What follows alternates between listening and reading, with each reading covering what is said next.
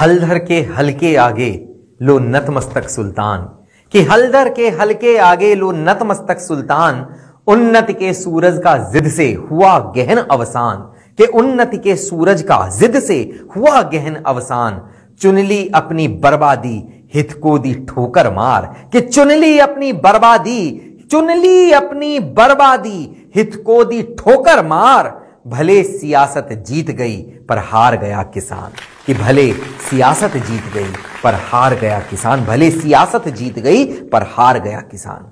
आज प्रकाश पर्व है।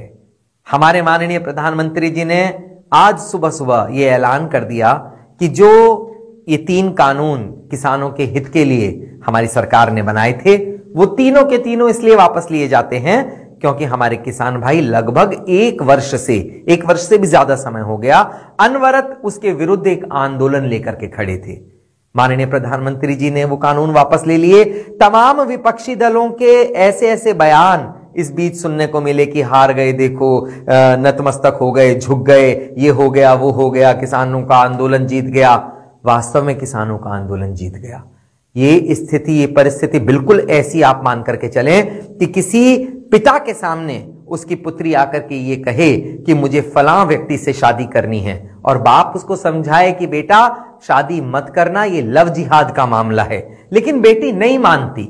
अंततः पिता को मजबूर होकर के उसका निर्णय मानना पड़ता है और उसका विवाह उसी व्यक्ति के साथ कराना पड़ता है। असलियत तब खुलती है जब उसकी बेटी की लाश उसकी अटैची में सजी हुई कहीं ना कहीं बस अड्डे पर या किसी चलती हुई बस के अंदर मिलती है। नहीं समझती बेटियां और स्थितियां क्या से क्या हो जाती हैं। इसी तरीके से किसानों ने यह नहीं समझा कि उनके हित की लड़ाई कौन लड़ रहा था। जो भी हुआ सबने देखा। मैंने किसानों के सामने, अपने बेटों के सामने एक पिता को आज झुकते हुए देखा और विश्वास मानिए मेरे मन में और कद बढ़ गया नरेंद्र मोदी जी का। वो एक निश्चल मन से किसानों के हित के लिए एक बड़ा कानून लेकर के आए थे, लेकिन जो भी हुआ वो अब अगर किसान मानते हैं कि उनके हित की बात है तो मैं उन लोगों को बहुत बहुत शुभकामनाएं देता हूं। और ऐसा राजनायक हमारे देश को मिला जिसने अपने बच्चों की खुशी के लिए उनके हितों को भी, जो वो मान करके चले थे कि ये हित हैं, अगर बच्चे नहीं मान रहे कि ये हमारे लिए हित है, तो उन्होंने आगे बढ़ करके न केवल उनका साथ दिया अपितु उनकी जिद भी मानी और आज फिर विवाह भी उन्होंने करवा दिया, जिस तरीके से उसे विवश पिता ने अपनी पुत्री का विवाह कराया था।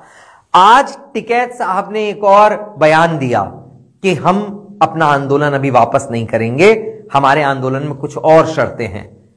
ये बिल्कुल आप ऐसे समझ करके चलना, क्योंकि हेतु किसानों का कभी भी पक्ष था ही नहीं, किसानों का किसी भी प्रकार का हित था ही नहीं।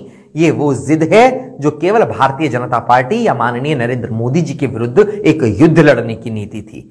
वो आज भी, क्योंकि अब काम पूरा हो चुका, अब आपको जाना चाहिए घर, अब वो आप वापस नहीं जाना चाहते। कारण ये क्योंकि वो इस पक्ष में थे ही नहीं। वो ये जानते थे कि कानून वापस नहीं होगा। वो ये चाहते थे कि कानून वापस ना हो, हम केवल विरोध की राजनीति लड़ते रहे, उनके विरुद्ध खड़े होकर के लड़ते रहे। अब जब मुद्दे नहीं बचे तो माननीय टिकैत साहब ये कहते कि हम अभी और मुद्दों पर लड़ाई लड़ेंगे। साहब, कुछ बच्चे ऐसे होते हैं जिनको अगर हम टॉफियां भी दें, उनको चॉकलेट्स दें, वो तब भी नहीं मानते। उनका इलाज केवल उनकी पिटाई होती है। असलियत यह है कि किसानों को भ्रमित किया गया। कुछ लोग आकर के सड़क पर बैठ गए, आंदोलन लड़ने लगे, राजनीति के बड़े लोग बन गए और वो किसान अपना युद्ध बिना लड़े हार गया। वो जो उनके हित के, अपने हित के जो कानून थे वो आज रद्द हो गए। असलियत यह है कि किसान भ्रमित होकर के हार गया और ये जो भ्रमित करने वाले लोग हैं ये आज भी अपनी जिद पर अड़े हुए हैं। ठीक है, मैं बधाइयां देना चाहता हूं हमारे किसान भाइयों को कि आज उनकी जो जिद थी वो हमारे नरेंद्र मोदी